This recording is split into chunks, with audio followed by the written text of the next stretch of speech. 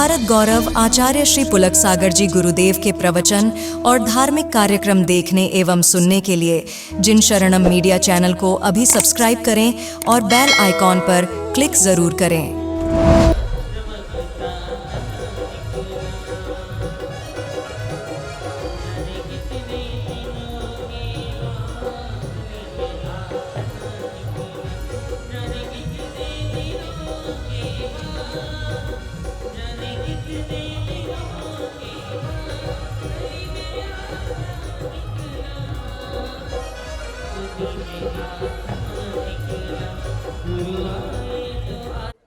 आदि ब्रह्मा ऋषभनाथ भगवान की जय।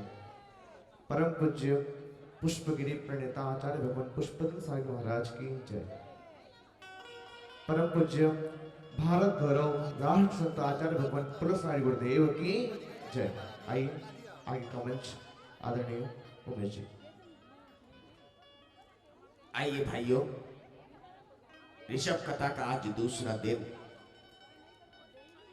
हम और आपके लिए बड़े सौभाग्य की बात कि पूज्य भारत गौरव राष्ट्र संत गुरुदेव श्री पुलक सागर जी महाराज व्यासपीठ पर ऋषभ देव भगवान के संबंध में पूरा जो आप ऋषभ कथा के माध्यम से सुन रहे हैं, आइए मैं निवेदन करूंगा भाई सचिन जी से एक छोटा सा गीत मंगलाचरण के साथ प्रारंभ करें।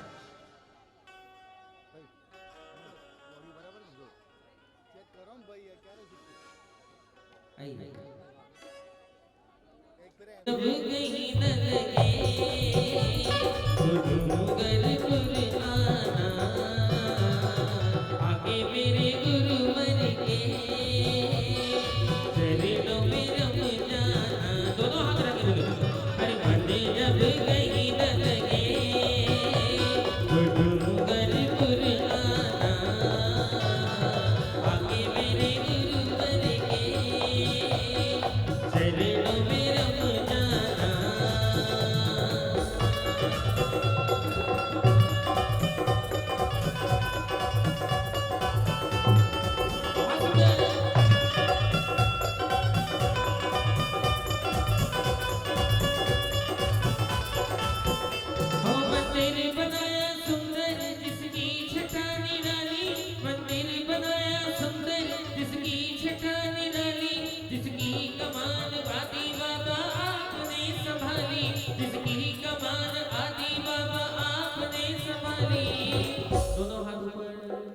अरे मन जब कहीं न लगे डूंगर पुराना,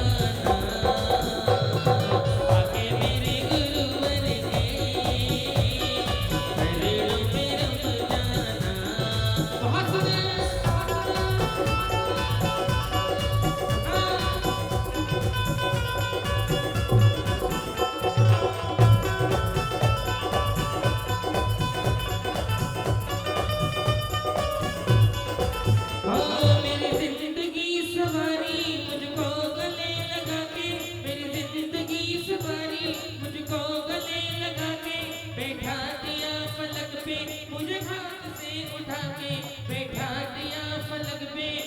खाक से उठा के मन जब कहीं न लगे तो गुरु की शरण आना,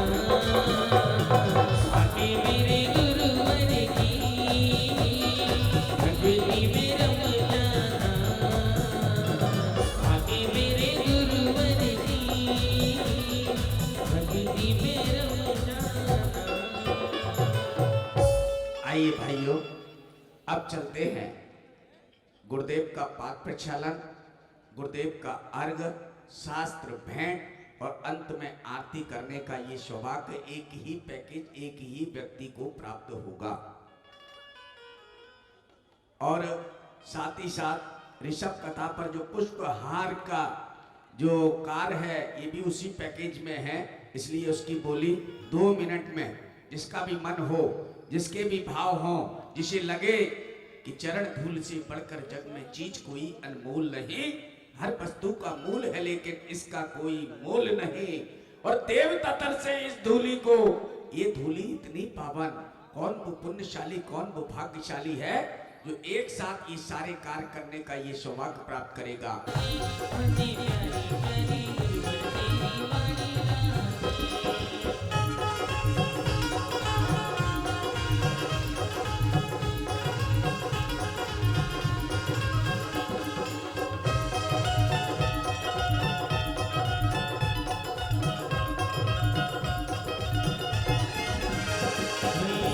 मुरलिया ऐसी लगे गुरुदेव की बोली से शंकर संग दी बोली मित मित वाणी ऐसी जैसे शंकर संग दी बोली इनकी वाणी भी तो मीणा सी सुहानी लागे सुहानी लागे बड़ी प्यारी प्यारी गुरुवर तेरी वाणी लागे आज के दाता पधार रहे हैं।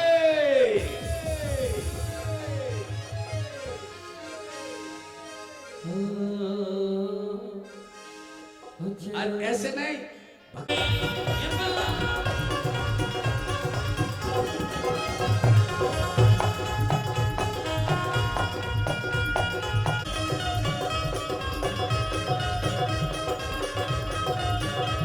तुझसे मुलाकात हो गई बहुत सारे कहते हैं करामात हो गई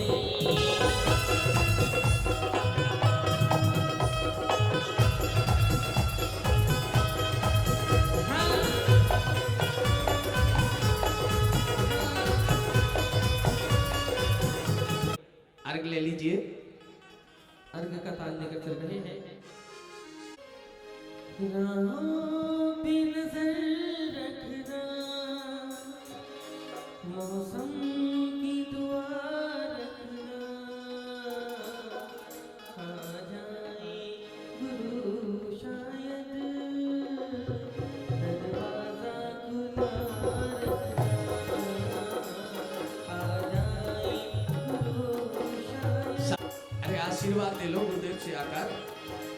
कोई जब न पाए तेरे घर आए तू पग पग दीप जलाए तेरे चरणों में सखा तेरे चरणों में सखा कोई जब न पाए तेरे घर चलिए।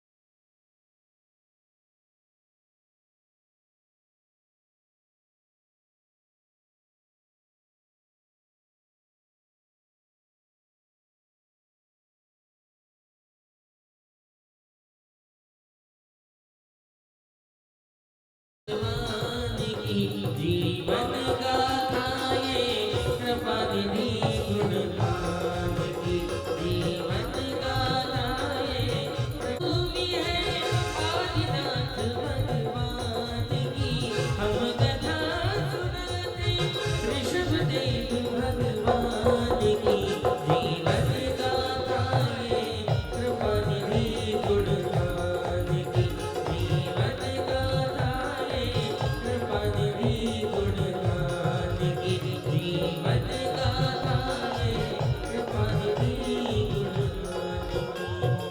आइए भाइयों, कथा प्रारंभ हो। ये माइक मैं अरविंद जी शास्त्री जी को सौंपता हूँ कि वो आगे का सारा कार्य पूर्ण कराएं।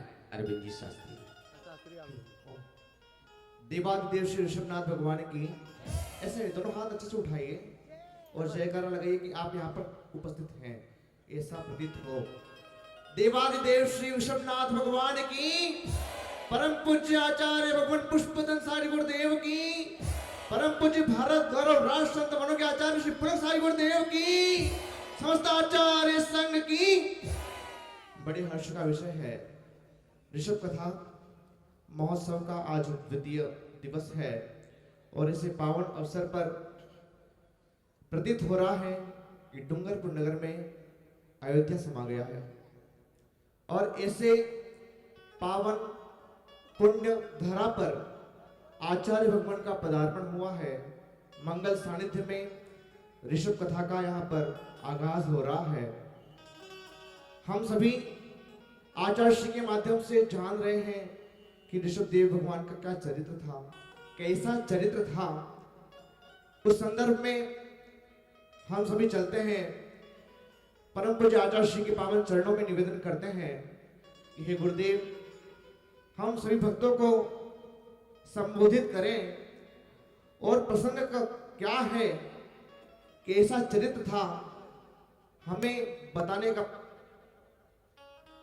प्रयास करें। इस मंगल भावना से यहाँ पर पात्र का चयन हुआ है राजा सैनिक, क्योंकि भगवान के समोर शरण में 60,000 प्रश्नों का प्रश्न राजा सैनिक किया करता है। आज भी हमारे मध्य राजा सैनिक उपस्थित है।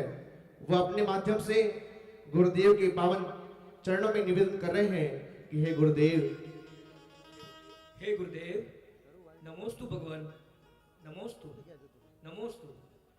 हे गुरुदेव, हमें ऋषभ कथा का संबोधन दीजिए। भगवान ऋषभदेव का चरित्र कैसा था, हमें बताइए, मार्गदर्शन कीजिए। नमोस्तु भगवान, नमोस्तु भगवान, नमोस्तु भगवान। एक सज्जन आए और उन्होंने कहा कि महाराज,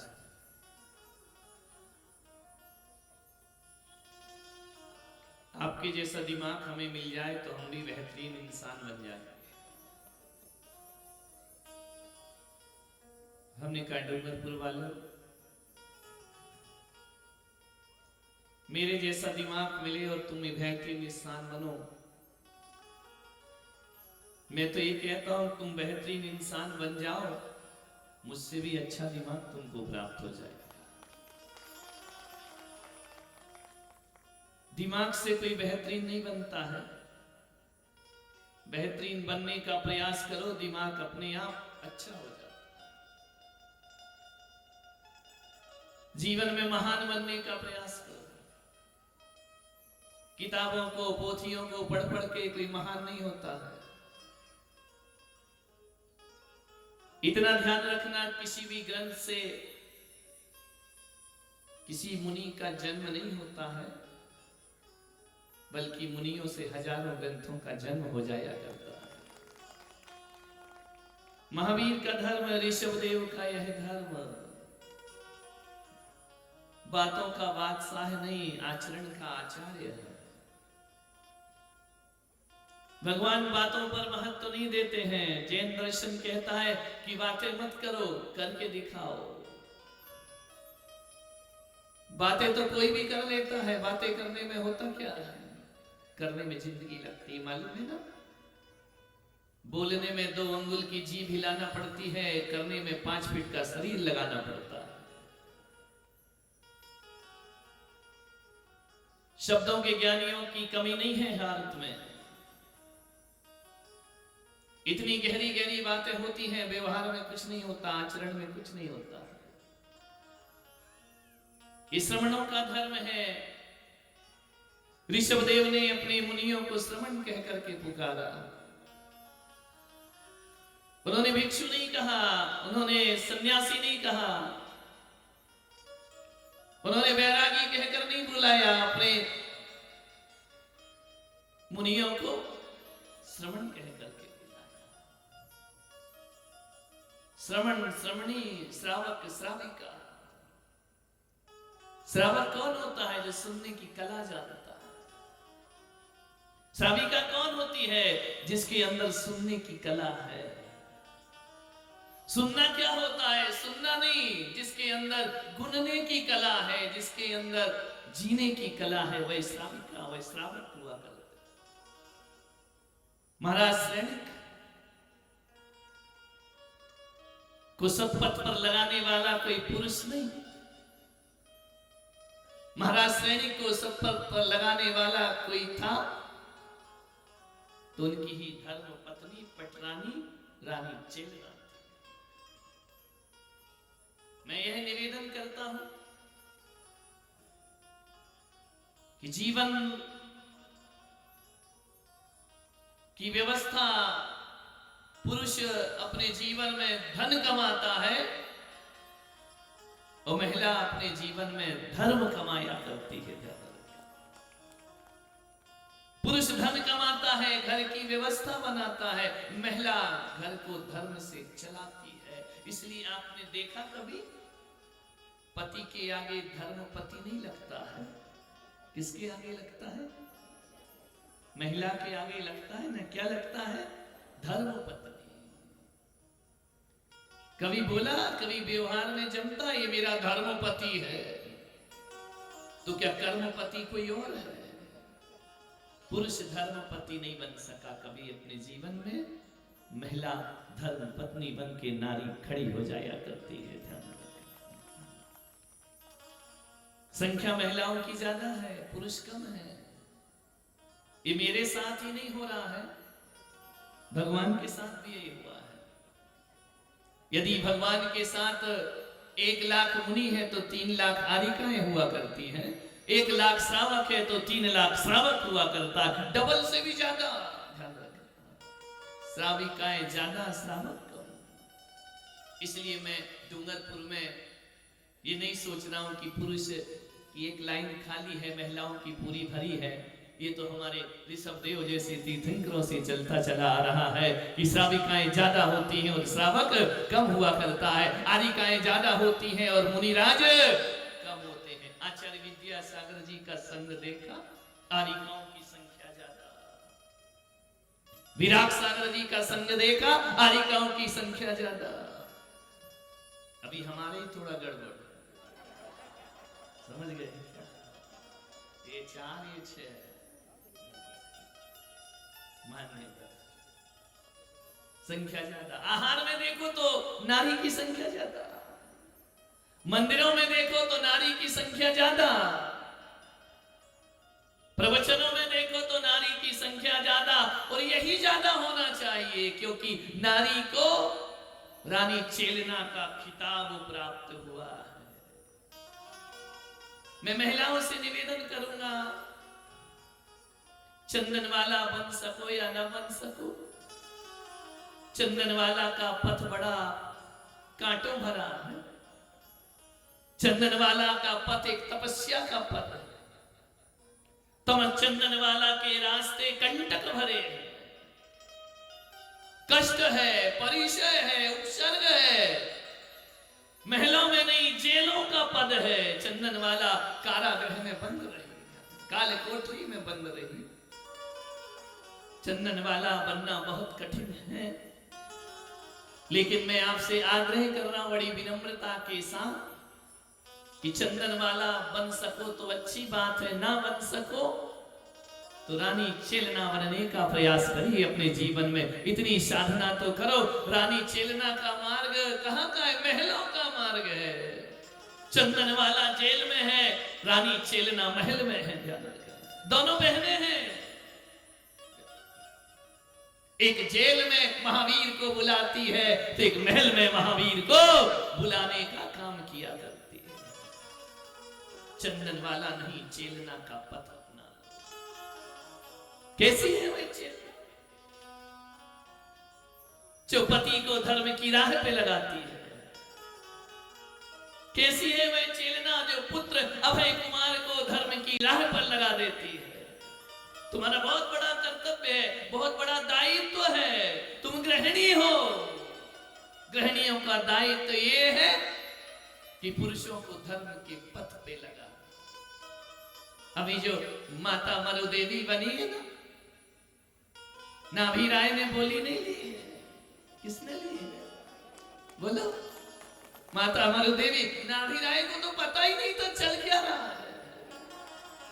ध्यान रखना, मैं कहूंगा कि ना माता मरुदेवी का पथ चेलना का पथ है, जो अपने पति को क्लिनिक से उठाकर ऋषभ कथा में भगवान के पिता बनने का सौभाग्य प्रदान करती है। ध्यान रखना, किसने दिया ये सौभाग्य? रानी ने दिया ना। राजा को तो होश ही नहीं था। बोली पूरी किसने ली? मुझे क्यों खड़ा कर रहे हो? बोले तुम्हारे घर से धर्म पत्नी है। वो धर्म पत्नी नहीं होती है जो पिता पति के पैसों के अनुसार उसकी इच्छाओं पे चलती है। धर्म पत्नी वो होती है जो पति के धन को धर्म की राह पे खर्च कराती है। वो धर्म पत्नी हुआ करती है।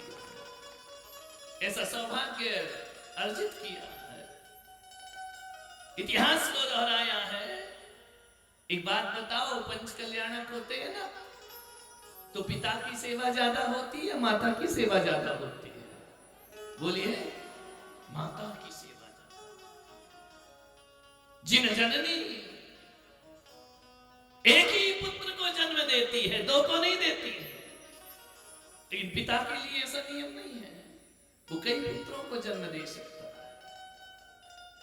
जिस भगवान के पिता की दो रानियां होंगी ना, दोनों से पुत्रों का जन्म होगा। लेकिन ये एक जननी का जो पद मिला है, वह केवल नारी समाज को यह सौभाग्य प्राप्त हुआ। धर्म के पथ पर लगाओ महिलाओं, श्राविकाओं, तुम्हारा बहुत बड़ा कर्तव्य है। और आज घर में जाकर रानी चेलना बनने का प्रयास करना। तुम यदि चेलना बन गई ना, तो सैनिक भी उस सीट पर बैठेगा और अभय कुमार भी उस सीट पर आकर बैठ जाएगा। कोई पब्लिसिटी की जरूरत नहीं है। पति को धर्म के पथ पे लगाओ, पुत्र को धर्म के पथ पर लगाओ। यह हमारा दायित्व है, कर्तव्य है। घर को बसा लेना, भोजन बना लेना, स्वादिष्ट भोजन बना लेना, अच्छा फर्नीचर लगा देना, मकान सजा लेना, ये भी ठीक है। घर में हो ये भी जरूरी है। लेकिन क्या तुम्हारे घर के किसी कोने में भगवान की आस्था का दिया जलता है? यदि वो जलता है ना, तो फिर तुम साधारण नारी नहीं, तुम गृह लक्ष्मी के नाम से पूजी जाती हो, सम्मानित हुआ करती हो। लक्ष्मी बनना है तुम्हें। लक्ष्मी कौन है? जो संतान की उत्पत्ति करे, वो लक्ष्मी नहीं। जो घर परिवार को व्यवस्थित करे, वो ही लक्ष्मी नहीं है। लक्ष्मी वह है जो अपनी कोख से संतान को ही जन्म नहीं देती, अपने कोख से भगवान को भी जन्म देने की ताकत रखा करती है। मन मंदिर बन जाता है, हृदय शरीर उसका एक देवालय हो जाता है। चेलना बनने का प्रयास। बन सकते हो ना चेलना? दीक्षा थोड़ी लेना है। बन सकते हो ना चेलना? जेल थोड़ी जाना है, जंजीरों में थोड़ी बंधना है। चेलना बन सकती हो ना? महलों में रहना है, महलों में रहकर धर्म को जन्म देना है। हमारी पुत्री धर्म से लगी है या नहीं लगी है, ये पिता से ज्यादा मां का फर्ज हुआ करता है। हमारी पुत्र वधू कोई संत आए चौका लगाती है या नहीं लगाती है, ये सिखाना एक नारी का धर्म हुआ करता है। नवदा भक्ति सिखाना ये नारी का धर्म हुआ करता है।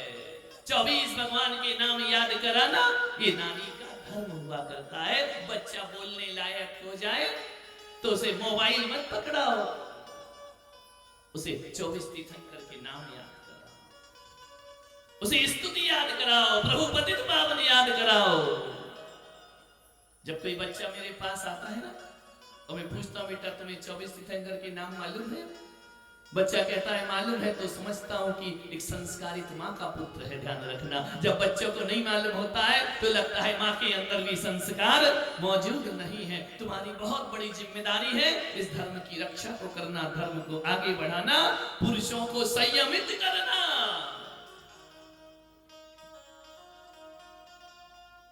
इस साइड बैठा दीजिए, जगह हाउसफुल हो गई है। इधर भी पुरुष वर्ग में भी आकर बैठ जाओ। 33% आरक्षण नहीं, डूंगरपुर में तो मुझे 100% आरक्षण दिखाई दे रहा है। 33% आरक्षण मत मानो। क्यों अपने को छोटा समझते हो? 33% होके तुम सीमित हो गई कि 70% पुरुष और 33% नारी। मैं तो कहता हूं हमारे देश की नारी, हमारी समाज की नारी 33% पर नहीं, वह तो 100% पर उसका अधिकार होना चाहिए, 100% पर उसकी जिम्मेदारी होना चाहिए।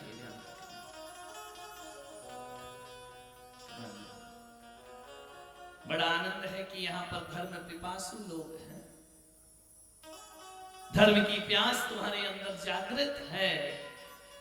मैं इतना गला खराब होने के बाद भी बोल रहा हूं ना, तो यही देखकर अनुभव मुझे आ रहा है कि धर्म की प्यास तो तुम्हारी बहुत गहरी है। कोई पिलाने वाला ढंग से नहीं मिलता है, पिलाने वाला मिल जाए तो जीवन में परिवर्तन अपने। हम लोग आ रहे हैं मेरे पास फीडबैक लेकर, ऐसी कथा हमने आज तक नहीं सुनी, ऐसा आयोजन हमने आज तक नहीं देखा है, मन नहीं लग रहा है घर में। रात करवट बदलते, कब दिन निकलेगा, कब दिन निकलेगा, तैयार होना है, ऋषभ कथा में जाना है। सुध-बुध खो गए। माता के 16 स्वप्न देखे ना कल रात्रि में, लोग बड़े अद्भुत सपने। हमने कहा ये कलयुग है। माता तो आंख बंद की पब्लिक सपने देख रही है, और सतयुग में पब्लिक नहीं माता देखा करती है। माता को तो देखने नहीं मिला, उसको तो कह दिया उस कलाकार ने आंख बंद करके लेट जाओ। ध्यान रखना, पब्लिक देख रही है, देखे कोई बच्चा किसी को होगा। ये कलयुग है। लेकिन एक बात तो डूंगरपुर वालों में आपसे विश्वास के साथ कहता हूं कि तुम्हें 16 स्वप्न आए या ना आए, ये 10 दिन तक ये ऋषभ कथा के स्वप्न तो तुम्हारे रात्रि में तुम्हारे नैनों में झूलेंगे ही झूलेंगे। वो ज्ञान गंगा के स्वप्न नैनों में झूलेंगे झूलेंगे। ध्यान रखना, ये संतों के दर्शन तुम्हारे नैनों में झूलेंगे झूलेंगे। बस यही स्वप्न तो आगे जाके 16 स्वप्न में बदल जाया करते हैं। आनंदित हो। जब जीवन में बड़ी प्रशंसा मिले तो खो मत जाना, विस्मित मत हो जाना, भूल मत जाना। महिलाएं बहुत प्रशंसा की भूखी होती है। थोड़ी सी प्रशंसा कर दो, सब कुछ बारी बारी जाओ, न्यारी जाओ। भोजन करने बैठते हो ना, इतना कह दो, मैं चौके में बोल देता हूं ना, क्या सब्जी बनाए, ऐसा लगता है कि जैसे द्रौपदी मुर्मू ने भारत रत्न का अवार्ड तुम्हें प्रदान कर दिया। खुश हो जाती, आनंद से भर जाती। क्यों? ये पुरुष जो होते हैं ना, इनको 3 लोग की संपदा दे दो तो भी खुश नहीं होते हैं, और महिला जो होती है वो छोटी छोटी खुशियों में बड़ी खुशियों को ढूंढ लिया करती है। छोटी छोटी बातें उसे बड़ी खुशी प्रदान करती है।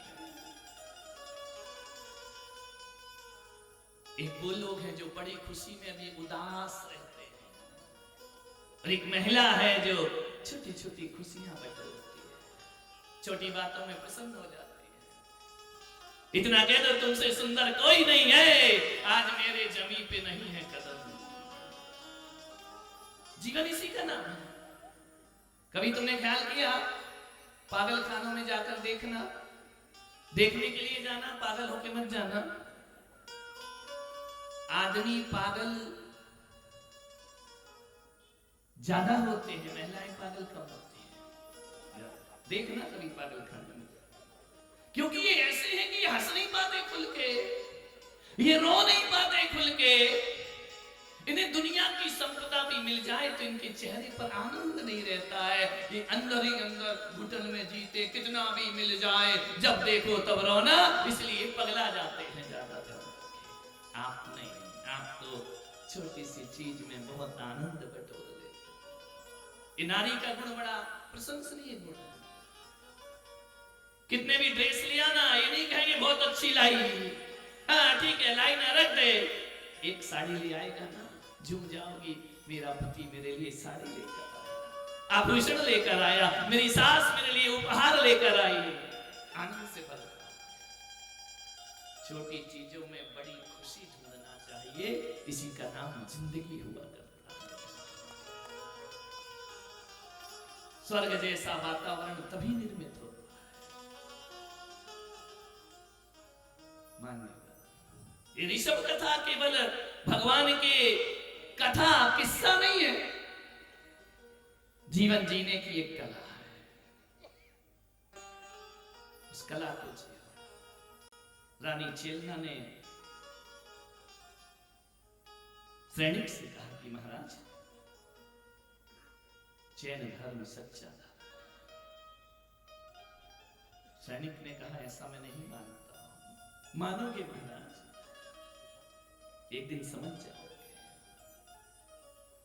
जैन साधु जैसा वीतरागी, जैन साधु जैसा वैरागी, जैन साधु जैसा अनासक्त, मेरे गुरु सदगुरु। मिथ्या मत में अटके भटके राजा सैनिक, पत्नी ने उन्हें राह पर लगा दिया। आप भी लगा, साम से, दान से, दंड से, भेद से, स्नेह से, उपेक्षा से, कैसे भी हो धर्म से जोड़े। आज तक तुमने कभी नहीं सुना होगा किसी पत्नी को कुष्ठ है और पति उसे तीर्थ यात्रा पर ले गया है, लेकिन ये तो जरूर सुना है पति को कुष्ठ है, एक नारी उसे तीर्थ यात्रा पर ले जाकर गलित देह को सोने सा कंचन बना दिया करती है। यह सौभाग्य किसको प्राप्त हुआ? नारी को हुआ। पुरुष ने किसी को निरोगी बनाया जिंदगी में? कुछ नहीं बना। कौन बोल रहा है कल से कथा में आए या नहीं आए? विचार। कोढ़ी पति भी स्वीकार करती है, वो नारी जो वनवास स्वीकार करती है, वो नारी जो 22 वर्ष का पति का वियोग सहती है, जंगल में हनुमान को जन्म दे दिया। नारियों ने अपने चरित्र नहीं बेचे, चरित्र को संभाल के रखे। ये आभूषण, ये घूंघट, ये कपड़े, ये गहने, ये तुम्हारी शोभा नहीं हो सकते हैं। चरित्र तुम्हारी सबसे बड़ी शोभा होता है। चरित्र से बड़ा सौंदर्य और कुछ नहीं होता।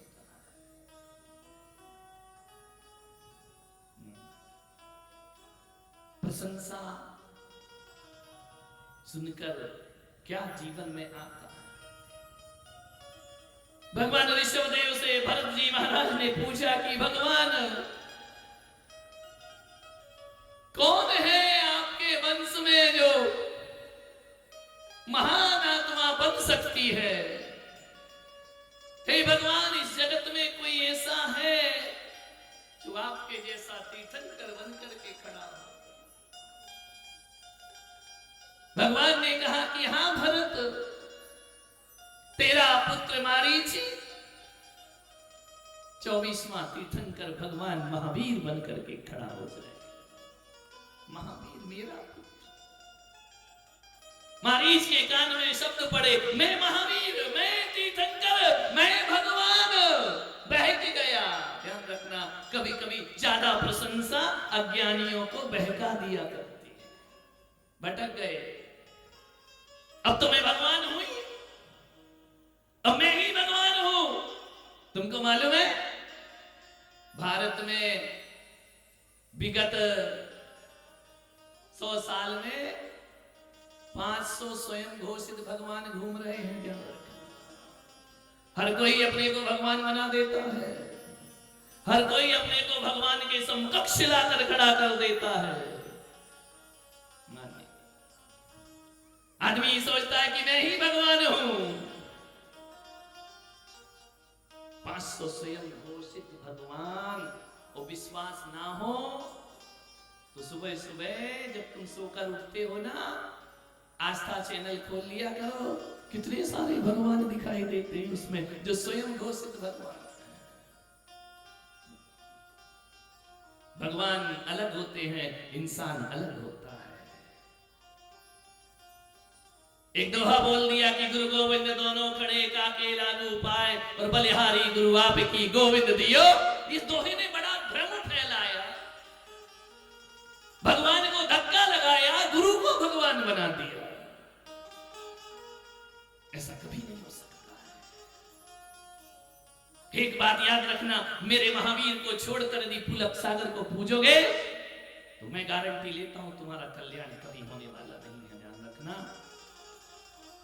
मेरे को यदि मेरे पास आते भी हो ना तो मेरे पास मत आना, महावीर के पास जाने के लिए मेरे पास आना। गुरु को बड़ा बना दो, भगवान को छोटा कर दो, ये कैसी कथा हो सकती है जीवन की कि बलिहारी गुरुदेव की गोविंद दियो बताए। कबीर ने सही कहा लेकिन लोगों ने अर्थ गलत लगा लिया। कबीर ने क्या कहा? गुरु गोविंद दोनों खड़े।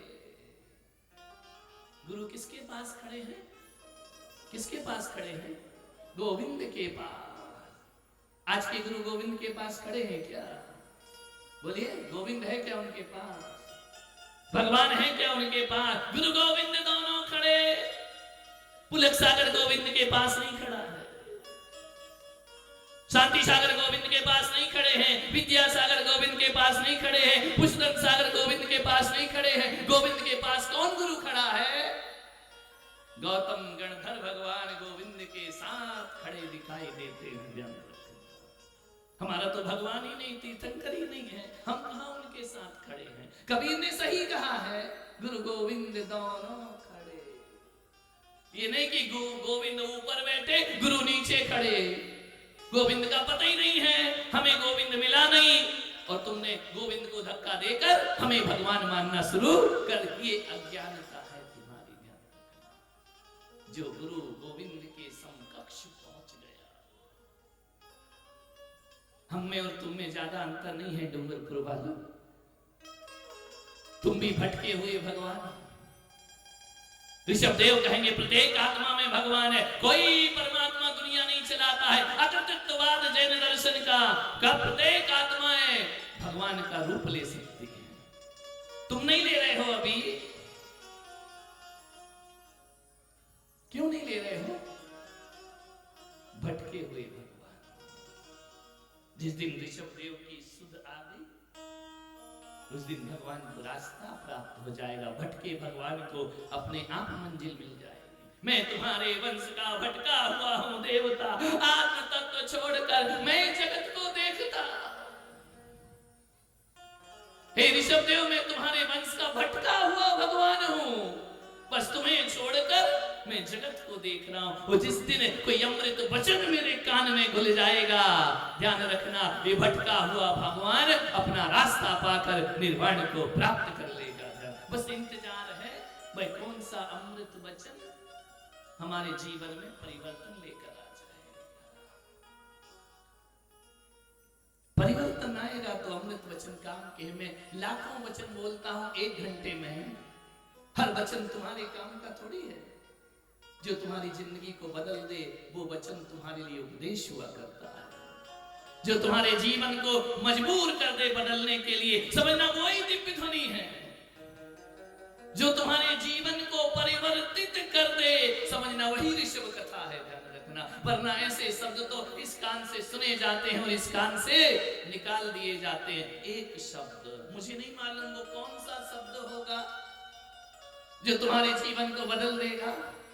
मुझे नहीं पता वो कौन सा ब्रह्म वाक्य होगा जो तुम्हारे जीवन में क्रांति खड़ी कर देगा। ध्यान रखना, जीवन को क्रांतिकारी बना देगा, विषय भोग से दूर हटा देगा। वो एक शब्द हो सकता है पूरी जिंदगी बीत जाए तो इस जन्म में भी ना मिले, अभी तक मिला ही नहीं है, इस जन्म में मिले गारंटी नहीं, और मिलना हो तो कहीं भी प्राप्त हो जाए।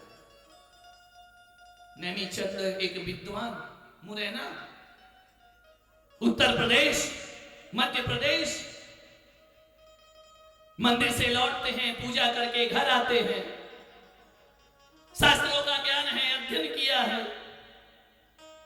पिता के पास जाकर बैठ गए, गंधोदक दिया पिता को, पिता अभिषेक करके आया हूं भगवान का, गंधोदक मस्तक पर चढ़ाइए। बैठ गए जाके चरणों में। पिता ने कहा, क्यों रे नेमी, तूने बहुत शास्त्र पढ़े हैं, बहुत ग्रंथ पढ़े हैं। बोले पिताजी आपका आशीर्वाद है।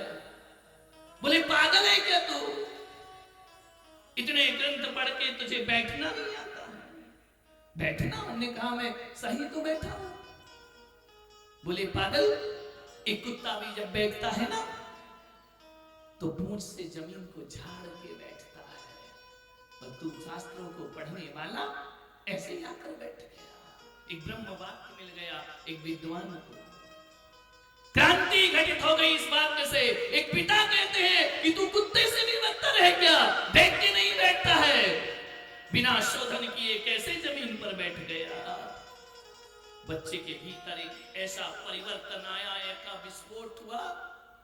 उस बच्चे ने कहा कि पिताजी, आज से नेमीचंद संकल्प करता है कि जब भी बैठेगा, अब ऐसे नहीं बैठेगा नेमीचंद, अपनी पिच्छिका से परिमार्जन करके बैठेगा। मालूम है वो नेमीचंद कौन? आचार्य विमल सागर बन करके खड़े हो जाते सारी। एक शब्द जीवन के परिवर्तन में कारण हो जाता। एक ये मत सोचो कि कथा में 1 घंटा हमारा बेकार गया। तुम उस शब्द की तलाश कर रहे हो, तुम उस शब्द को खोज रहे हो जो हमारे जीवन। कितने महाराज आए, कितनी माता जी आई, सबके उपदेश सुनते हो ना, सुनना चाहिए। मैं नहीं कहूंगा कि मेरे से वो शब्द तुम्हें प्राप्त होगा, कभी कभी वो शब्द, संतों की बात तो छोड़ो, कभी कभी वो शब्द किसी नीलांजना जैसी अप्सरा से भी ऋषभदेव को प्राप्त हो जाया करता है, और ऋषभदेव के जीवन में परिवर्तन आ जाता। एक अप्सरा वह भी एक ब्रह्म उपदेश दे सकती है। आकाश से टूटने वाला पीला पत्ता किसी के लिए उपदेश बन जाता है, तो अर्थी जाती हुई देखकर किसी को आगम का ज्ञान मिल जाएगा। जरूरी नहीं है कि साधु संतों से ही जीवन परिवर्तित हो, बस एक शब्द की तलाश। कब मिलेगा वो ब्रह्म वाक्य? मारीच को मिला ब्रह्म वाक्य, तू तीर्थंकर बनेगा। राजा महाबल, ऋषभदेव का पूर्व होकर जीव, संबुद्धि मंत्री ने बहुत कथाएं सुनाई महाबल को, अरविंद की कथा सुनाई, मणिमाली की कथा सुनाई। ऐन प्रकारेण महामंत्री का ये कर्तव्य था कि मेरा राजा धर्म से विमुख नहीं होना चाहिए। आपका भी कर्तव्य है ना कि हमारे परिवार के लोग धर्म से विमुख नहीं होना चाहिए, धर्म से जुड़ करके जीना चाहिए। जितना जीवन में भोजन आवश्यक है, जितना जीवन में धन आवश्यक है, जितना जीवन में संतति आवश्यक है, जितना जीवन में मकान आवश्यक है, जितना जीवन में टीवी देखना आवश्यक है, जितना जीवन में मोबाइल चलाना आवश्यक है, उतना ही जीवन में धर्म भी आवश्यक है। प्रातः काल उठो, ब्रह्म मुहूर्त उत्थाय ध्याय पंच नमस्कार। आचार्य कहते कि ब्रह्म मुहूर्त में उठो, पंच नमस्कार मंत्र का ध्यान करो, यहां से दिन की शुरुआत होना चाहिए। एक व्यक्ति ने पूछा कौन सी प्रभात अच्छी होती है, कौन सा दिन अच्छा होता है? मैंने कहा मुझे नहीं मालूम है कौन सा दिन अच्छा होता है। सोमवार अच्छा होता है, मंगलवार बुधवार, कौन सा दिन अच्छा होता है? मैंने कहा मुझे कुछ नहीं मालूम है, मैं इतना जानता हूं कि जिन प्रभातों में जिनेंद्र का स्मरण हो जाता है वो प्रभात सुप्रभात हो जाया करती हैं, वो प्रभात मंगल प्रभात हो जाती है। वो जिस रात में जिनेंद्र का नाम लेकर सो जाओ वो रात शुभ रात हो जाया करती है। गुड मॉर्निंग करने से जिंदगी खुश नहीं होती है, ध्यान रखना। जिनेंद्र का स्मरण करने से पूरा दिन आनंद में बदल जाया करता है। रोज सुबह उठकर बंद करो ये गुड मॉर्निंग कहना, बंद करो ये गुड नाइट कहना। कहां की भाषा लेकर आए हो? सुबह से उठ के क्या करो? Good morning, good evening, good night, good afternoon, रोज कहते हो, रोज बैड है, एक भी गुड नहीं है, ध्यान रखना। जैन ऋषभदेव का वंशज सुबह से उठ के गुड मॉर्निंग नहीं कहता, सुबह से उठ के जय जिनेंद्र कहा करता है। संबोधन इतने पवित्र होना चाहिए। मंदिर बाद में जाओ, जय जिनेंद्र घर से प्रारंभ हो जाना चाहिए। दोपहर को जय जिनेंद्र, शाम को जय जिनेंद्र, जय जिनेंद्र, जय जिनेंद्र, जय जिनेंद्र बोलिए और जय जिनेंद्र की ध्वनि से अपना मौन।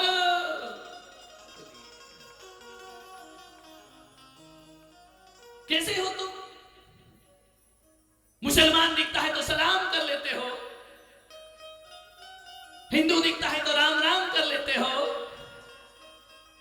पंजाबी दिख जाए तो सत श्री अकाल कर लेते हो, लेकिन जैन को जय जिनेंद्र करने में शर्म आती है। तुमको ध्यान रखना।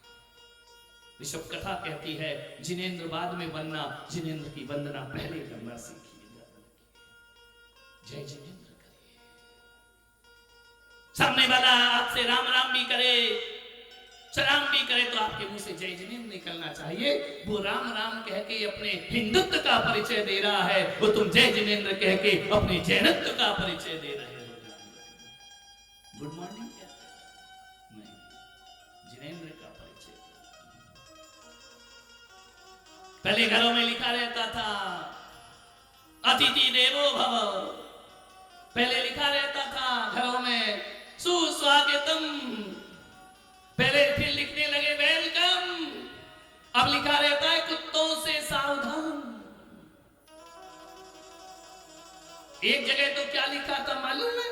सावधान यहां कुत्ते रहते हैं। और दुर्भाग्य से मैं वहीं पड़क गया, तो मैं तो लौट के आ गया कि यहां कुत्ते रहते हैं, आहार कौन देगा मुझे? नहीं, शुभ लाभ लिखो या ना लिखो, अपने घर के द्वार पर एक जैन को जय जिनेंद्र चरण लिखना चाहिए। जय जिनेंद्र हमारा मंत्र है, सुमरन है। कसायों पर फहराई गई विजय पताका, यदि कोई है तो वह जय जिनेंद्र। आज से नियम ले लेना, किसी को फोन लगाओ, मोबाइल करो, बोलना हाय हेलो छोड़िए और जय जिनेंद्र बोलिए। ऋषभ कथा का प्रसाद है। अपने यहां कथाओं में प्रसाद नहीं बंटता है। कौन कहता है नहीं बंटता है? खाने पीने वाला नहीं बंटता है। हमारे यहां प्रसाद खाने पीने वाला नहीं, जिंदगी जीने वाला बटा करता है। ध्यान रखिए, इस जिंदगी को जियो। जय जिनेंद्र का नारा बुलंद करो, बाजार में रहो, घर में रहो, परिवार में रहो, जहां भी मिल जाओ हाथ जोड़कर क्या बोलो? जय जिनेंद्र। आज का दिन तुम्हारा शुभ हो जाए। एक आदमी बोले महाराज आप किस्मत वाले हैं। मैंने कहा क्यों? बोले जहां दो महिलाएं बैठ जाएं चुप नहीं रहती हैं, एक आप हो कि आपके प्रवचन में पूरी शांत बैठी हुई है, किसी से बात नहीं कर रही, चुपचाप कथा सुन रही है। मैंने कहा महिलाओं तो छोड़ो, जब मैं बोलता हूं ना तो गोदी का बच्चा भी चुप होकर सुना करता है, ध्यान रखना, वह भी भगवान की वाणी में खो जाया। भगवान की कृपा है, अभिमान नहीं है हमारा, ईश्वर का आशीर्वाद है, गुरुओं की कृपा है। जीवन में 4 शब्द बोलना सीख गए हैं, मान्य शब्द पड़ा मारीच के तू भगवान बनेगा। स्वयं बुद्ध मंत्री ने बहुत सम्राट को संभाला। मंत्री कौन? जो राजा को बर्बाद करे वो मंत्री नहीं, जो राजा को संभालते हैं वो मंत्री हुआ करते हैं। जो घर बर्बाद करे वो पत्नी नहीं, जो घर को संभालती है वो पत्नी होती है। स्वयं बुद्ध मंत्री ने बहुत सारी कथाएं सुनाई। सारी कथा मैं सुनाऊंगा तो 1 साल में भी सब कथा पूरी नहीं होगी, और 1 साल का खर्चा तुम्हारे पास अभी है नहीं। जीन कहां गया? वो तो 1 साल का सुन के नीचे सिर कर ले, बहुत लंबा खर्चा है। कल एक घर में आहार को गए ना, तो बोले हमारे यहाँ कथा तो और महाराजों ने की, लेकिन ये वाली कथा हाईटेक कथा। क्यों नहीं होना चाहिए हाईटेक? जो कुछ भी हो टॉप पे होना चाहिए जिंदगी में। ध्यान करो, जो कुछ करो पूरी ऊंचाइयों के साथ करो, पूरी तन्मयता के साथ करो। लग जाना चाहिए कहीं ऋषभ कथा हो रही है। हल्के काम क्यों करना, नीचे काम क्यों करना? अपनी जिंदगी में अच्छे काम करना, अच्छी प्रस्तुति देना।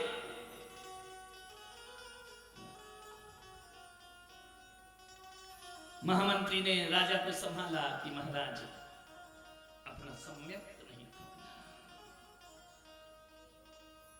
एक दिन महामंत्री ने राजा से कहा, महाबल से, कि प्रभु मेरा मन हो रहा है कि मैं तीर्थ वंदना को निकल जाऊं।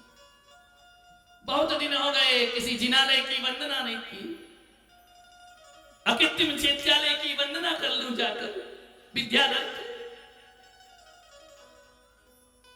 विद्याधर के अलावा सुर नर चारण वंदन आवे, सो शोभा हम कि मुख गावे। ध्यान रखिए, पंचमेरु की वंदना आप और हम जैसे साधारण जीव नहीं कर सकते। सुर नर चारण वंदन आवे। सुर माने देवता लोग, नर माने कौन नर? जो विद्याधर हैं वो। चारण कौन से मुनि जाते हैं? चारण रिद्धिधारी मुनि पंचमेरु की वंदना किया करते हैं। पढ़ते हो पंचमेरु पूजन? कितने जिनालय हैं ये तो मालूम होगा ना, जैन हो कि अजैन हो? कितने जिनालय पंचमेरु में? 80 जिनालय। सुमेरु में 16 जिनालय। अचल विजय मंदर बिंदुनवाली 5 मेरु हैं, इनमें एक एक पर 16 जिनालय हैं। 5 पर 80 भगवान की बिरादु प्रतिमाएं विराजमान। ये जो हमारे मंदिर हैं ये मनुष्यकृत है, वो अकृत्रिम है, उन्हें किसी ने बनाया नहीं है। 500 धनुष की प्रतिमाएं विराजमान। स्वयं पत्थर भगवान का रूप ले लेता है। रत्नों की प्रतिमाएं विराजमान। राजा सुमबुद्धि ने कहा कि महाराज मेरा मन है मैं तीर्थ वंदना को जाना चाहता। महाराज ने कहा कि मंत्री ज्यादा समय तो नहीं लगाओगे? नहीं महाराज, आपका और मेरा प्रेम अटूट प्रेम है। ऐसे लोग दुनिया में बहुत कम मिला करते। कभी कभी ऐसा होता है जो प्यार अपनों में नहीं मिलता वो प्यार गैरों में प्राप्त हो जाया करता है। अपनों से वो प्यार नहीं मिलता है जो औरों से मिलता है। मैं आया ना तुम्हारे नगर में, तुम मेरे अपने हो क्या?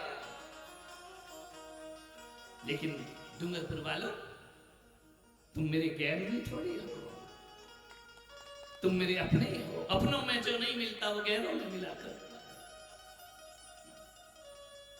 महाराज तीर्थ वंदना करो। महाबल ने कहा कि जाओ, जिनराज की वंदना करना है, हम बाधक नहीं बनेंगे। हमारी भी वंदना करना महामंत्री। पंचमेरु सुमेरु पर्वत पर जा रहे हो, भगवान को हमारा भी प्रणाम कहना। ध्यान रखना, ये हमारी संस्कृति है। जब हमारे यहाँ कोई सम्मेद शिखर जाता है ना, और वो कहता है मैं सम्मेद शिखर की यात्रा को जाता हूँ, तो एक सच्चा जैन कहता है मैं तो नहीं जा पा रहा हूँ, नहीं पहुंच पा रहा हूँ, लेकिन भगवान को हमारी भी भाव वंदना समर्पित करना, हमारा भी प्रणाम उनके लिए समर्पित करना। पहले जब जाते थे ना, तिलक किया जाता था, माला पहनाई जाती थी, बड़ा उत्सव होता था। ये आदमी सम्मेद शिखर की वंदना को बैलगाड़ी से जा रहा है, क्या मालूम लौट कर आए या ना आए। वंदनाएं वे आज तो पहुंचने से पहले रिटर्न टिकट बन जाती है।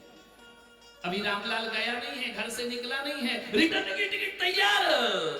पहले जाते थे सम्मेद शिखर तो मालूम है, यही सोच के जाते थे, महीनों की यात्रा होती थी, हम लौटेंगे या नहीं इसका कोई भरोसा नहीं। और यही गाड़ी में बैठकर गाते थे, क्या गाते थे कि बुला लो अपने पास उमरिया रह गई, थोड़ी मन भजले पारसनाथ उमरिया रह गई। अब तो बुला लो भगवान, अब वापिस मत भेजना। आज सम्मेद शिखर जाते हैं ना, पहले रिटर्न का टिकट होना चाहिए। अशुभ संकल्प मालूम है, शिखर जी जाओ ना, तो उसके पहले एक गांव पड़ता है, एक शहर गया पड़ता है। हे माता जी गया की आचार्य विमल सागर जी महाराज सोनागिर से सम्मेद शिखर की ओर गए। किसी व्यक्ति ने पूछा कि बाबा महाराज गुरुदेव सोनागिर कब वापिस आओगे? विमल सागर महाराज मुस्कुराए, होने का पागल है क्या? सम्मेद शिखर कोई लौटने की चीज है क्या? अब नहीं आऊंगा लौट कर। बोले सोनागिर तो आपके प्राणों में बसा है। लेकिन विमल सागर ने कहा सोनागिर प्राणों में बसा होगा, लेकिन सम्मेद शिखर मेरी श्वास है, मेरी धड़कन है, मेरे जीवन का लक्ष्य है सम्मेद शिखर।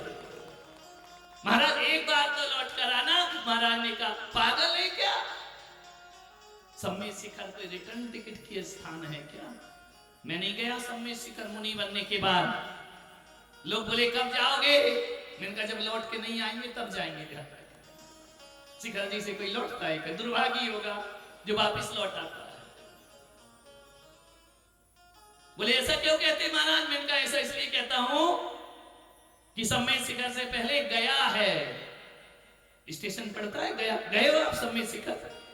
सब लौट कर आ गए, वहीं बस जाना था। सम्मेद शिखर की धूल में भी लौट लो तो कर्मों का नाश हो जाता है। सम्मेद शिखर के एक एक कंकड़ में तीर्थंकर का एहसास होता है। मैंने कहा मालूम है वो गया क्या कहता है? गया तो फिर वापिस आने का नहीं। ध्यान रखना, विमल सागर महाराज लौट कर वापिस नहीं आए, सम्मेद शिखर से परम समाधि को प्राप्त करते। हम भी आज संकल्प करें कि अपने भी जीवन का अंतिम समय आए ना, तो हमारा मरण, आपका मरण, किसी का भी मरण, चार लोगों में नहीं, 20 तीर्थंकरों की निर्वाण भूमि में हमारे जीवन का उत्सर्ग होना चाहिए। तीर्थंकर हमारे निर्यापक बने, तीर्थंकर की पावन भूमि हमारी समाधि का साधन। मत लौटना वहां से, अंतिम समय हो तो वही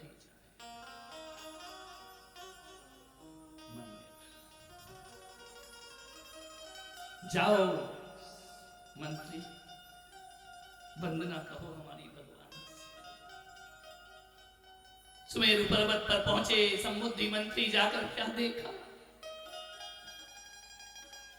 समोसरण सा माहौल है। 500 धनुष की काया लिए भगवान अकृत्रिम चैत्यालय पर अरहंत परमात्मा, सिद्ध परमात्मा नम्रीभूत हो गया।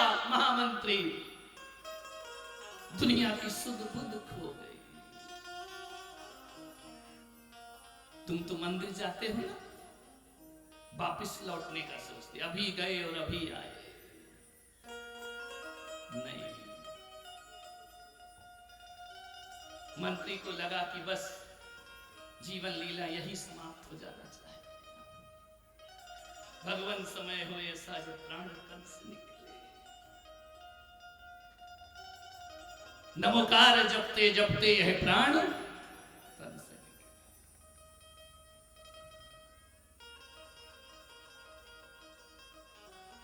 मंत्री ने प्रणाम किया, 4 वनों की वंदना की। भद्रसाल वन, नंदन वन, सौमनस वन, पांडित वन। भगवान के चरणों की धूल मस्तक को सुशोभित किया। एक एक तीर्थंकर की रत्नमयी प्रतिमाओं का वंदन किया। वन में 2 मुनिराज चारणधारी मुनिराज देखा, गदगद हो गया। गुणी जनों को देख हृदय में मेरे प्रेम उमड़ा। प्रेम अश्रुपात कर रहा है मंत्री, मोक्षगामी वह मंत्री।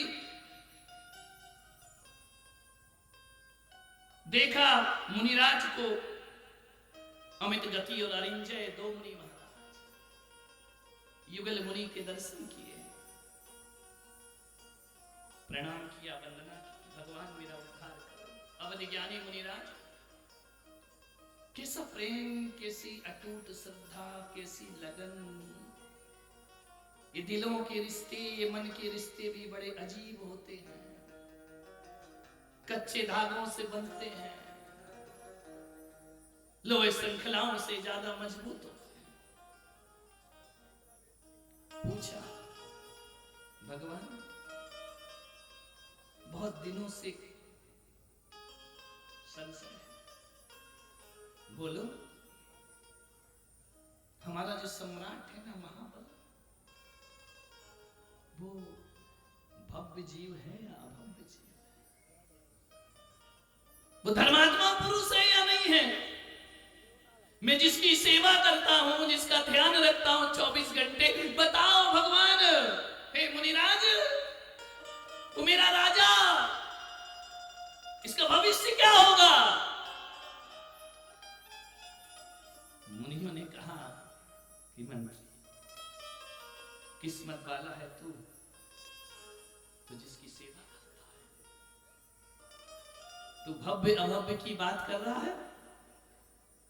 ये जम्बूद्वीप के भरत क्षेत्र के आर्यखंड के अयोध्या नगरी में ये महाबल का जीव प्रथम तीर्थंकर ऋषभदेव बनकर के जन्म लेने वाला है।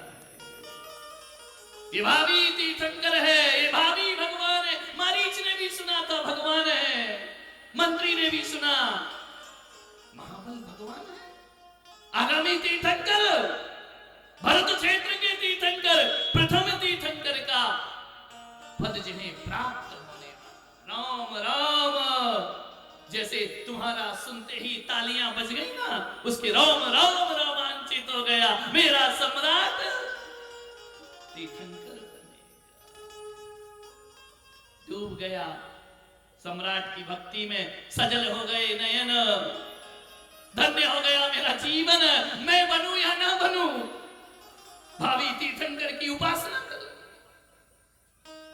ऐसा ही तो तुम करते हो ना, कि तुम मोक्ष जाओ या ना जाओ, इन मोक्षगामियों की सेवा भक्ति करके अपने जीवन को धन्य किया करते हो। जो तेरी गली में आए नहीं, वो तेरा ठिकाना क्या जाने। जो तेरी गली में, बोलिए सब, तेरा ठिकाना क्या जाने। जो तेरी गली में, बोलिए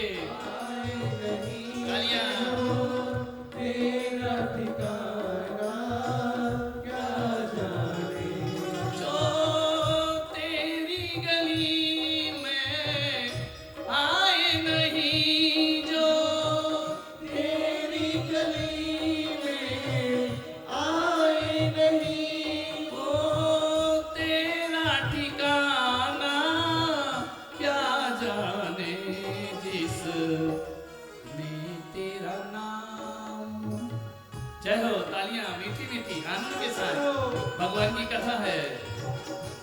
तालियां बजाई जरा उठा करके। जिसने तेरा नाम लिया ही नहीं वो लगन लगाना क्या जाने। जिसने तेरा नाम, जय हो बोलो ऋषभदेव भगवान की।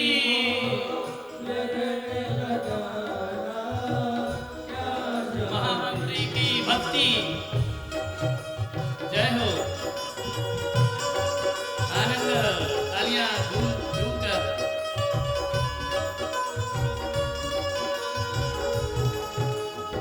आनंद के साथ बैठे बैठे झूमिए। ऐसे मत बैठो पिलर की तरह लहराते बलखाते। रोम रोम रोमांचित महामंत्री सुनकर भगवान बनेंगे महाबल राजा।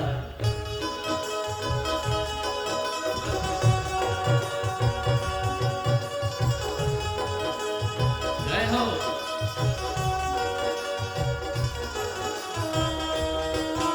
गली में आए नहीं वो तेरा ठिकाना क्या जाने। जो तेरी गली में आए नहीं वो तेरा ठिकाना क्या जाने। तो जिसने तेरा नाम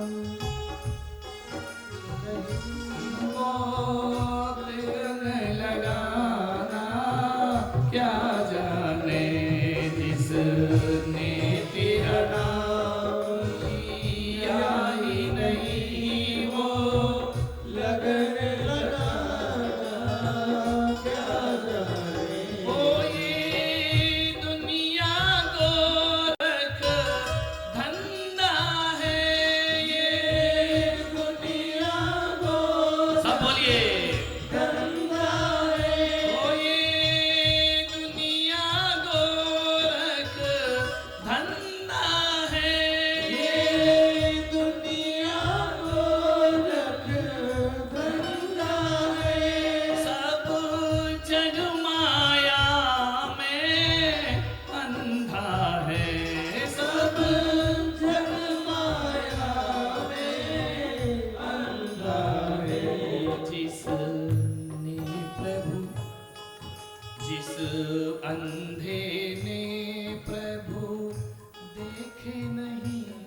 जिस अंधे ने प्रभु देखे नहीं वो रूप बसाना क्या जाने। वो रूप बसाना क्या जाने। जो तेरी गली में आया। जय हो। आनंद है। तालियां हाथों को उठा करके।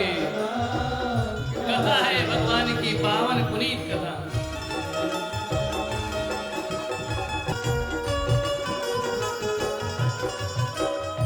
जिस दिल में न पैदा दर्द हुआ।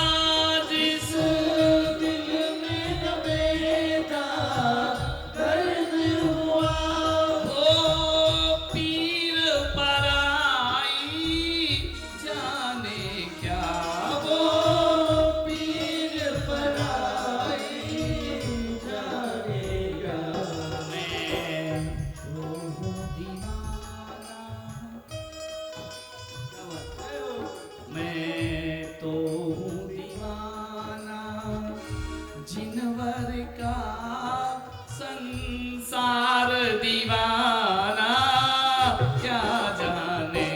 मैं तो हूँ दीवाना जिनवर का संसार दीवाना क्या जाने। ओ हम तो हैं दीवाने जिनवर के संसार दीवाना क्या जाने। हम तो हैं दीवाने जिनवर के संसार दीवाना क्या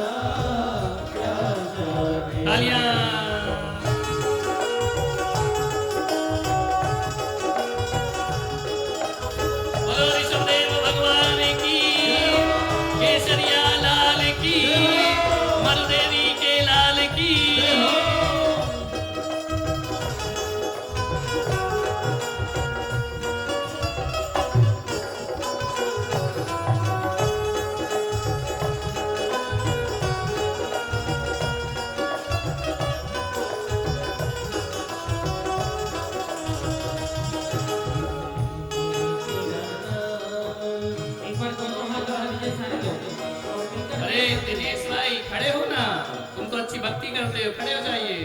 क्या बात है। जय हो। या ही नहीं वो लगन लगाना, क्या जाने जिसने तेरा या ही नहीं वो लगन लगाना, क्या जाने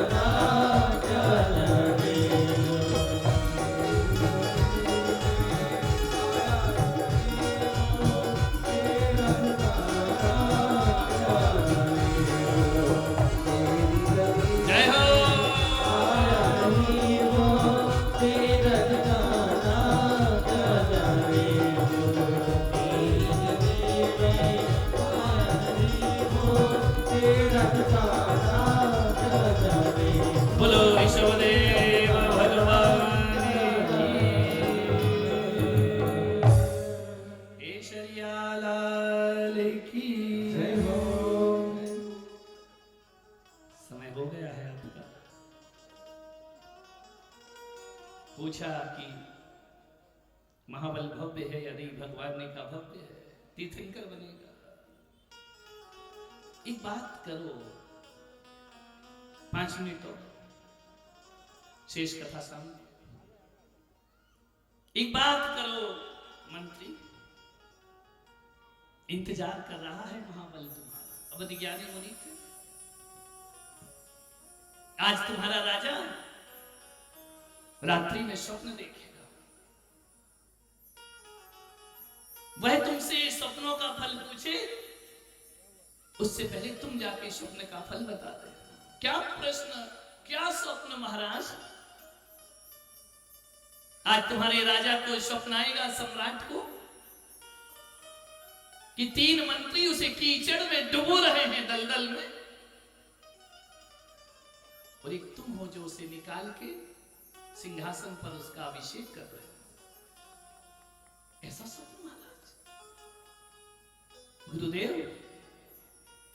इस स्वप्न की अनुभूति क्या होगी? दूसरा स्वप्न देखेंगे तुम्हारे महाराज, एक दीप शिखा जलते जलते जलते जलते धीरे धीरे मंद होकर बुझने की कगार। महाराज, क्या फल है इन स्वप्नों का? इन स्वप्न का फल यही है, तुम जाकर बोलना। गुरुदेव भी कैसे सहारा लेते हैं जगत के कल्याण करने के लिए। जाओ, जाकर बोलना, शीघ्र करो। स्वप्नों का फल बताना कि हे महाबल राजा, कीचड़ में से निकालने वाला मैं, कीचड़ में डालने वाले 3 मंत्री। मेरी बात सुनो महाराज, विशाल विभूति के स्वामी बनो। वो जो दीप शिखा लुप्त हो रही ना, तुम्हारी आयु समाप्त हो चुकी महाराज। केवल 1 माह का जीवन शेष जाकर महाराज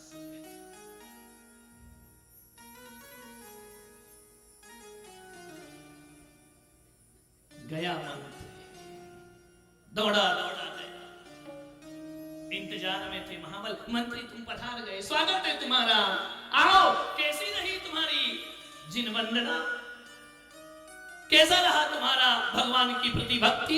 जिनेंद्र को हमारा प्रणाम बोला या नहीं? बोले बोला। गुरुओं को भी गुरु मिले। कौन मिले? 2 चारण विद्याधारी मुनिराज, उनका दर्शन किया महाराज मैंने। क्या बोले ऋषि राज ने हमारे लिए? आशीर्वाद बोला? बोला महाराज। महाराज एक बात बताओ,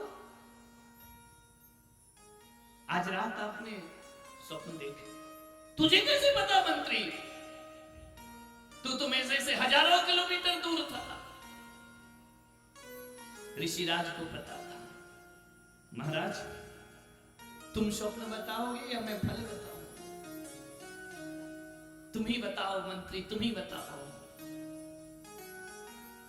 बोले महाराज,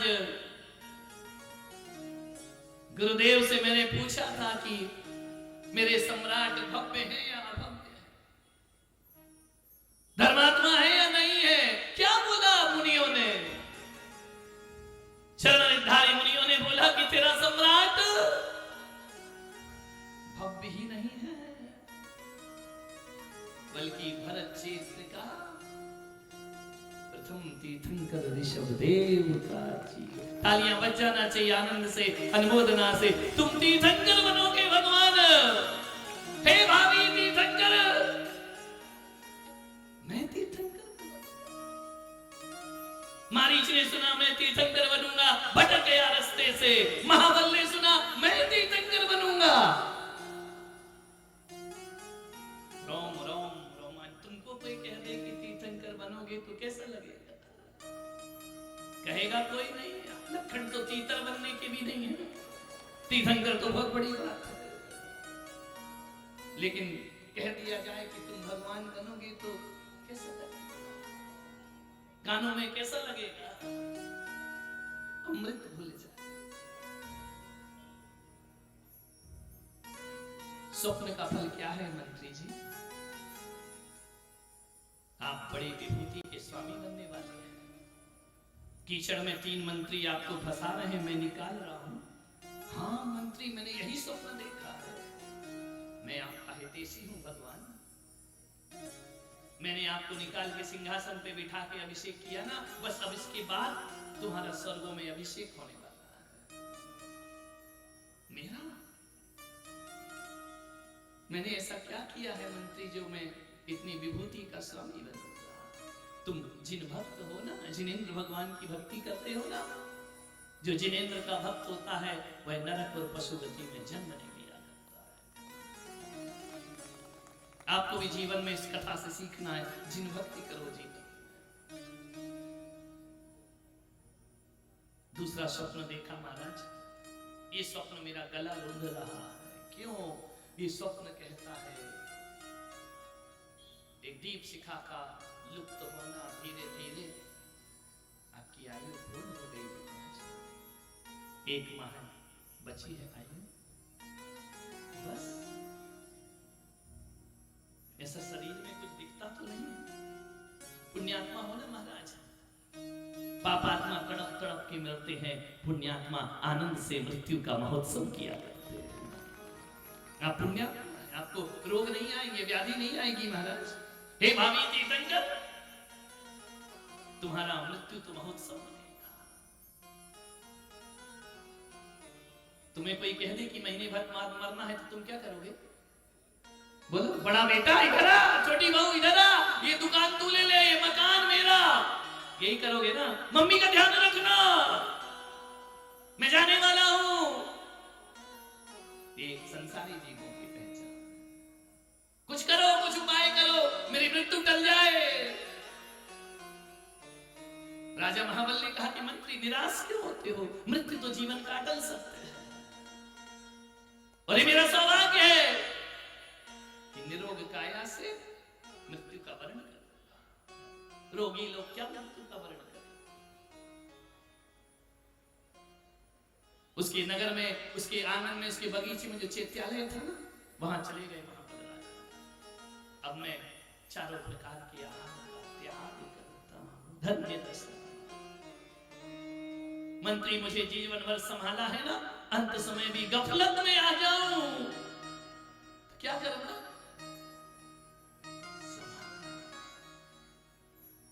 मेरी मृत्यु को महोत्सव बना दो मंत्री। ऐसे जीव तीर्थंकर बनते हैं, अपने जैसे जीव तीर्थंकर नहीं बनते हैं कि अस्पताल लाओ, वेंटिलेटर लाओ, दवाई लाओ, उपचार कराओ, मुझे बचाओ। ये क्या तीर्थंकर बनेंगे? मृत्यु को महोत्सव बना रहे भगवान। हे भगवान, ऐसी दशा हमारी भी किसी जन्म में होना चाहिए। हम भी ऐसी ही मृत्यु का वर्ण करें। 22 दिन तपश्चर्या की महामारी, शरीर शिथिल हो गया, मांस सूख गया, हड्डी और चमड़ी बची, चारों प्रकार के आहार छोड़ दिए। मंत्री जी बस मुझे यही कहना, बस अरिहंत सिद्ध, अरिहंत सिद्ध, अरिहंत सिद्ध। ये जैनियों का मरण है, ध्यान रखना। ये मरण केवल जैनों को प्राप्त हुआ है, सौभाग्य। अरिहंत सिद्ध कहते जीवन को सार्थक कर। किस्मत वाले लोग हैं जिनके कानों में अरिहंत शब्द पड़ता है। भाग्यशाली लोग हैं जो अंत समय परिवार नाम नहीं अरिहंत नाम गिनता है। मृत्यु का वर्ण किया, 22 दिन में समाधि हुई। समाधि मरण को प्राप्त कर समता से प्राणों का विसर्जन कर महाबल ललितांग देव की पर्याय में स्वर्ग में जन्म लिया करता।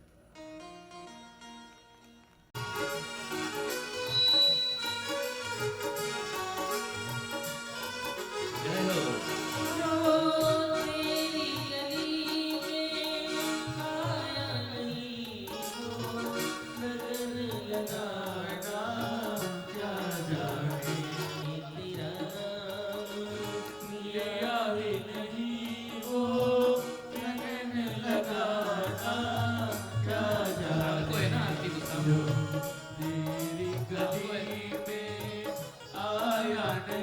बोलिए आचार्य पुलक सागर जी महाराज की। चलिए आरती के लिए सभी लोग आ जाए। पुलक सागर जी आजा, पुलक सागर जी आजा, आज तारी आरती उतारो। पुलक सागर जी आजा, आज तारी आरती उतारो। आरती उताई के हो तुम प्यारी, सातों की बाई के हो तुम प्यारी, पिता भी गम जन